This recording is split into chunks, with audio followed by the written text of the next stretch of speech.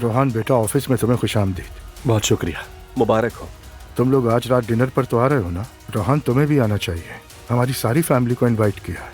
हम उसके साथ बिजनेस कर रहे हैं। वो एक बहुत अहम शख्स है। शाम बखैर। शाम बखैर। मुझे यकीन नहीं आ रहा नूर, क्या आप एक दूसरे को जानते हैं? जो आखिरी खत्ताती मैंने खरीदी थी वो नूर फातिमा की ही थी।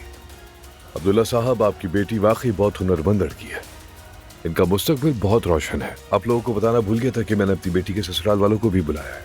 आपको उनसे मिलकर बहुत खुशी होगी।